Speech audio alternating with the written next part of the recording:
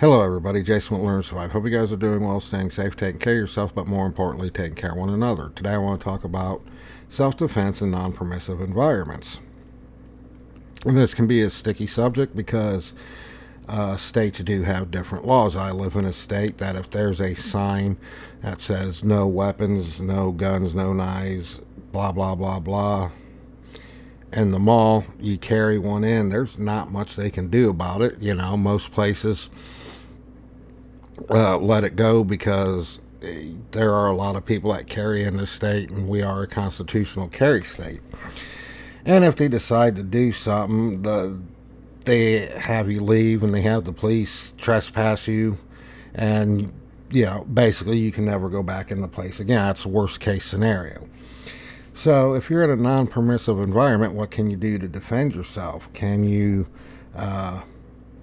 carry a pair of brass knuckles? Well, sure. Nobody's going to really know this is in your pocket, but if you get searched and you live in a jurisdiction where these are illegal, or the no weapon sign has a some kind of force of law behind it, like in Illinois, you're screwed.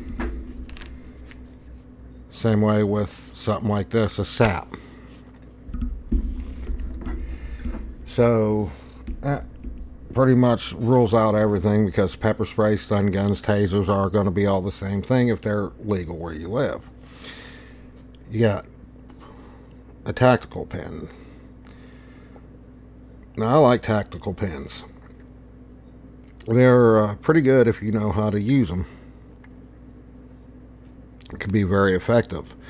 With that point, for compliance and pain, though, being so pinpointed with force, it's definitely going to break bones. But it's very, got to be very close to use it.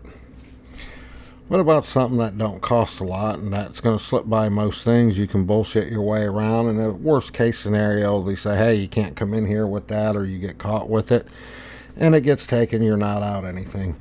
A piece of paracord. Just tighten a simple overhand knot like that, and a bolt, or well, excuse me, a nut. Now, here's the thing. I'm using a heavy 1-inch nut because I prefer more weight. You can go down to something as low as a 1/2 inch. I wouldn't go any smaller than that. And then you just take the knotted end, put it through there, bring this end up and around. Voila. You've got yourself a flailing impact weapon that is going to do some damage. And the great thing about it is, you drop this in your pocket and just leave that much of the paracord sticking out where you can grab it.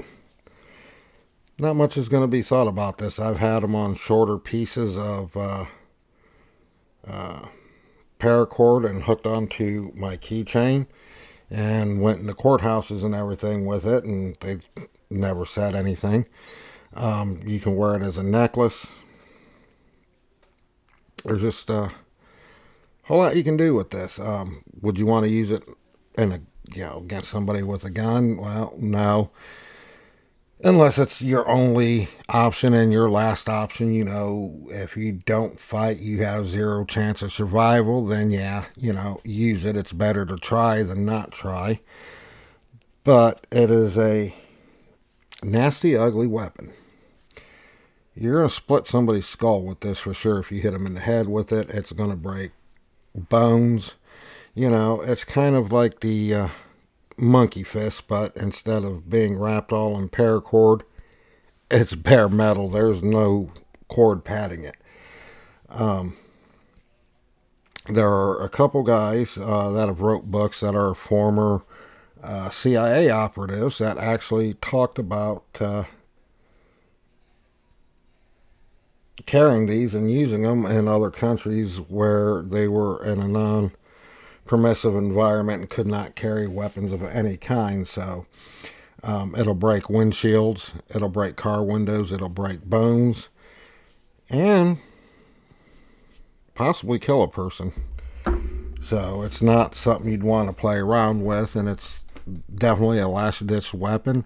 but it's better than nothing if you're in a non-permissive environment.